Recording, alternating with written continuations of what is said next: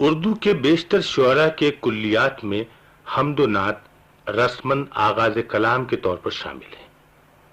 کم شعراء ہیں جنہوں نے ان اصناف کو بطور خاص اپنایا اور موضوع کا حق ادا کرنے کی کوشش کی۔ ایسے شعراء میں امیر مینائی پہلے شاعر ہیں جو دوسری اصناف سخن کے ساتھ ساتھ نعت کے بھی بڑے شاعر ہیں۔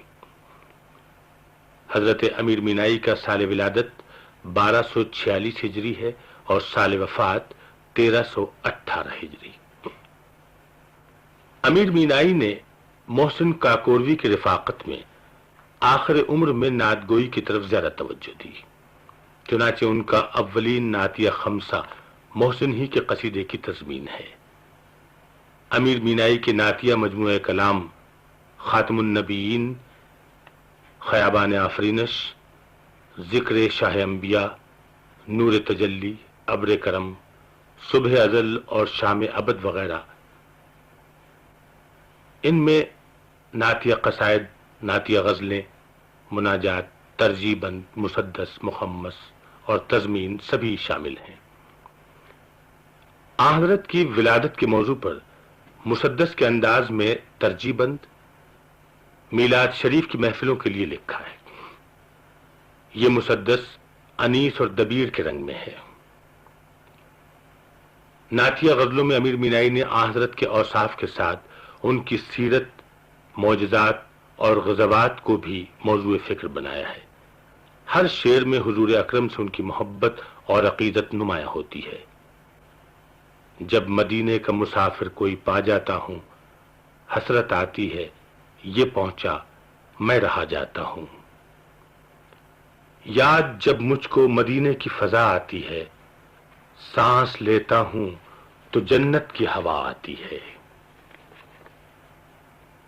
حضرت امیر مینائی کا ہدیہ عقیدت سرور کونین صلی اللہ علیہ وآلہ وسلم کی بارگاہ میں سماعت فرمائیے۔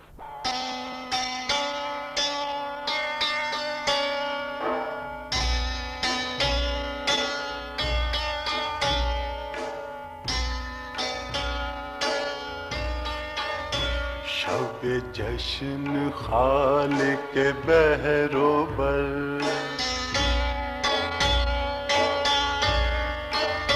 شب جشن خالق بحر و بر، جو طلب ہوئی تو بندھی کمر، صف انبیاء تھی ادھر ادھر، وہ نجوم میں صفت قمر، چمن جنا کے کھلے تھے در، لگے جھومنے شجر و ثمر، ہوئے جبرائیل جو راہبر، تو سوار ہو کے براق پر، بلغ العلا بکمالہ کشف دجا بجمالہ، حسنت جمیع خصالہ، صلو علیہ وآلہ، صلو علیہ وآلہ۔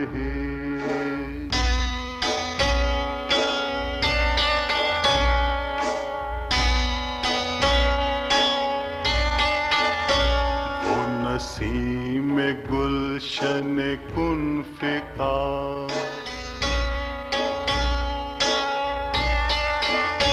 وہ نسیم گلشن کن فکا، وہ شمیم روضہ جاویداں، وہ قمر خدم فلک آستاں، وہ قضا علم وہ قدر نشان،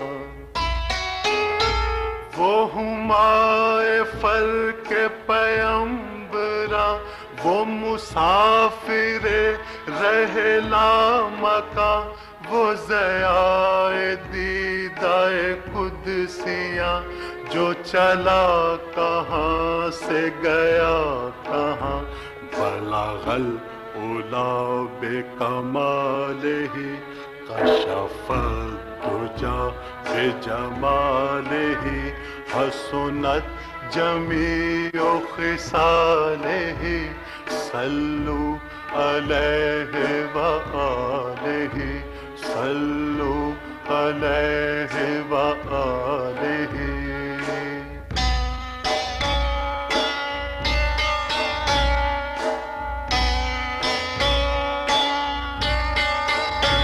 ہوئے آپ داخل بزم ہوں، ہوئے آپ داخل بزم ہوں، وہ چمن کے رنگ بہانا ہو، نبی و ملائکے نیک ہو، رہے آستان پہ سرخ رو،